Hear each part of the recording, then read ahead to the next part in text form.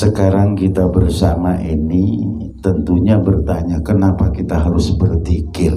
Kenapa kok harus kita ini banyak berzikir kepada Allah?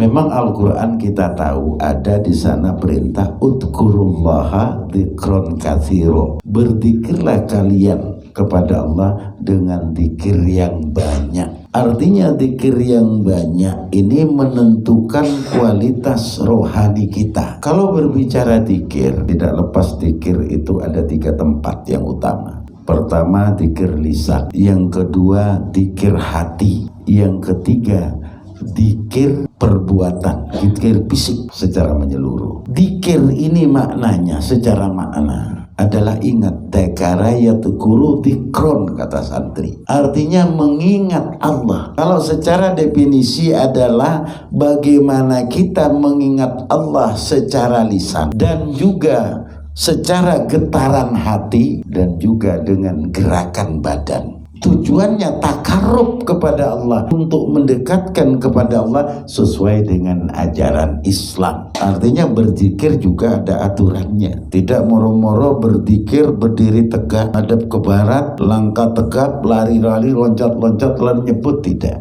Semuanya itu ada aturan. Pertama zikir lisan. Zikir lisan yang umum pada diri kita, misalnya setelah dapat rezeki kita mengucapkan alhamdulillah. Melihat hal-hal yang tidak kita inginkan, kita menyebut masya Allah. Ada musibah, kita menyebut innalillah. Dan ini adalah zikir lisan yang kedengaran, tapi belum tentu juga ada gerak hati. Kenapa kok kita harus zikir? Ini untuk mensyukuri nikmat Allah. Kita diberi lisan oleh Allah agar pandai bersyukur. Kalau sudah lisan kita ini banyak berzikir kepada Allah, banyak nyebut Allah, sehingga akan terkurangi nyebut kejelekan orang. Yang biasanya bahasanya diancuk jarang, diancuk kambing, diganti dengan astagfirullah, astagfirullah. Ini tujuannya lisan kita ini supaya lebih terara, lebih bermakna, sehingga tidak serampangan. Ada orang kita ngomongnya kurang enak, ada orang ngomongnya tidak bagus, diganti. Ini tujuannya supaya kita mensyukuri nikmat lisan kita dengan banyak menyebut kalimat-kalimat Allah. Kalau zikir cuma lisan belum berpengaruh, karena kadang-kadang lisan ini banyak carpaknya, banyak bohongnya, banyak ngedabrusnya. Tatkala sesuatu tabrus, ngomong barat, ngomong timur, tinggi omongannya. Ngomong terlalu tinggi, ada pesawat lewat, kena serempet, ambruk. Kalau ngomong terlalu tinggi, nah ini lisan masih belum menyentuh hati. Artinya masih seimbang. Makanya di sini fungsinya zikir, untuk membersihkan lisan kita dari kalimat-kalimat yang tidak baik. Makanya ada kalimat thayyibah. Lisan ini kan kalimat thayyibah. Bisa pakai baca Al-Quran, pakai membaca kebaikan-kebaikan. Dengan ucapan lisan ini berpengaruh. Kalau lisannya sudah bagus, tentunya pengaruh ke dalam. Baru ada zikir yang bersifat qalbiyah. Kalau lisan ini berzikir, hati mengiyakan, ini sudah kelas. Kadang-kadang banyak orang zikir, begitu diajak tahlilan karena delok berkate gede, warane semangat. Cuma begitu, lisannya tok, hatinya endangi mari. Karena berkati gede, endangi mari, berkati gede. Hanya begitu. Tapi kalau memang hatinya masuk la ilaha illallah, tiada Tuhan selain Allah, hati bergetar. Kalau berbicara zikir di hati, membentuk hal yang terbaik. Makanya jadikanlah lisan kita ini menjadi makmum kepada hati kita. Ini baru baik. Imamnya lisan kita adalah hati, imamnya kaki kita adalah hati. Kalau hatinya jadi imam, insya Allah sikap baik. Nah hati kalau sudah ditempah, makanya ada zikir khofi, zikir yang tersembunyi. Kalau zikir lisan ini masih kelihatan, komat kamit, ada orang komat kamit, masih unsur riaknya ada. Tapi kalau zikir hati, zikir qalbi, ini tidak kelihatan, tidak ada yang tahu. Tato hatinya berzikir la ilaha illallah, bisa ada Allah bisa, ada yang baca sholawat bisa, tidak ada yang kelihatan. Karena saat ngobrol dia mantuk, tapi hatinya adalah berzikir mengingat kepada Allah. Artinya hati kenapa perlu kita berzikir? Supaya tidak mudah dan gampang buruk sangka kepada orang lain. Ada orang masuk hotel berdua, padahal itu pelayan hotelnya satunya memang orang mau masuk hotel, kita sudah curiga. Waduh, jangan-jangan gendaan nih.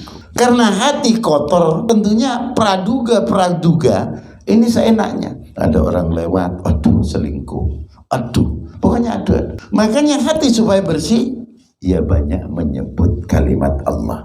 Nah ini tentunya ada kekuatan.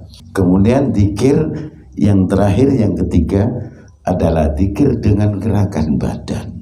Kita punya tangan, kita punya kaki, kita punya kepala semua. Kalau ada pesantren misalnya, nah ini kalau latihan caranya mengingat Allah, ada pekerjaan di pesantren.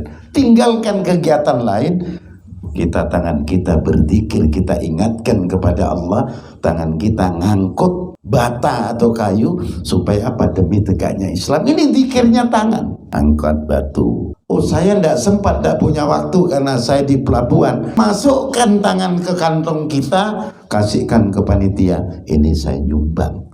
Tangan kita ini tangannya zikir kepada Allah.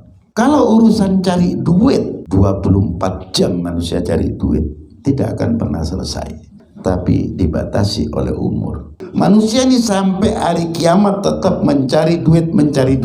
Tapi mencari duit ini akan ada batasan tatkala sudah mati nanti. Tidak bisa cari duit. Makanya dari sekarang, kalau kita mampu melangkah, kaki kita ini berzikir, dibawa kepada kebaikan. Jangan sungkan-sungkan, jangan malas-malas kalau ada pengajian. Kaki kita ini ajak zikir kepada Allah. Tangan kita ajak zikir kepada Allah. Kepala kita, otak kita diajak zikir kepada Allah. Sehingga dunia dan akhiratnya imbang. Karena apa? Kita manusia wajib berpikir dan juga jangan pernah lupa untuk berzikir. Berpikir toh. Urusan dunia kita mati juga perlu untuk berzikir, mengingat bahwa anugerah Allah terlalu banyak kepada kita. Nah sehingga kata Allah, la in syakartum la ajidannakum wa la in kafartum inna adzabi lasyadid. La in syakartum, andai kata engkau bersyukur, la ajidannakum, pasti kalian ditambah oleh Allah dengan anugerah. Bersyukur punya 1.000 rupiah, tangan digerakkan untuk mengingat Allah, uang di kantong dilepaskan, dilipat gandakan oleh Allah. Tapi kalau orang pelit ini susah, duit tidak keluar, penyakit aja berdatangan, bergantian satu persatu. Punya duit 100.000, udun datang, bisul di dada, sudah berobat. Selesai udun, bisul di paha, wes duit karek 50. Sudah begitu diserempet sepeda motor, wis masuk 25.000 masuk puskesmas. Begitu kepala kecaduk, wis entek selalu duit 100 entek. Ini tentunya karena kita tidak pandai bersyukur kepada Allah, sehingga nikmat-nikmat kita tidak diberikan. Nah caranya supaya nikmat ini bertambah, kita bersyukur semua. Jadikan badan kita bersyukur. Makanya ada orang berzikir, kadang-kadang lisannya berzikir, la ilaha illallah, hatinya bergetar, badannya bergerak, sampai kayak orang kesurupan, la ilaha, goyang-goyang. Itu tidak salah. Karena apa? Lisannya berzikir, hatinya bergetar, badannya dia tidak mampu untuk mengendalikan. Karena apa? Bahasa cinta di sana. Itu tidak bisa disalahkan. Oh itu kan syirik mengada-ngada, syirik dasmu itu. Kalau orang zikir kepada Allah, tidak ada sirik-sirikan. Barang nyebut la ilaha illallah kok sirik. Persoalan badan fisik tidak mampu, biasa. Bagaimana supir kalau sudah mampu? Ngebut, penumpang tidak ada masalah. Mau goyang, penumpang kejatuh, sekarang ngurus. Yang penting ngebut. Nah kalau kita ini sudah cinta kepada Allah lewat zikir, kadang-kadang badan bergerak ke kanan ke kiri, hatinya juga bergetar, semakin takut kepada Allah. Ada yang nangis, ada yang berdiri kayak di YouTube. Itu tidak bisa disalahkan karena spontanitas, itu reaktif langsung akibat proses zikir itu. Nah tentunya harapannya mudah-mudahan kita ini menjadi ahli zikir senantiasa dalam hidup. dengan kalimat la ilaha illallah, dan kita nanti juga dimatikan oleh Allah, diwafatkan dengan kalimat la ilaha illallah. Mudah-mudahan kita semua husnul khotimah, amin. Terima kasih. Wassalamualaikum warahmatullahi taala wabarakatuh.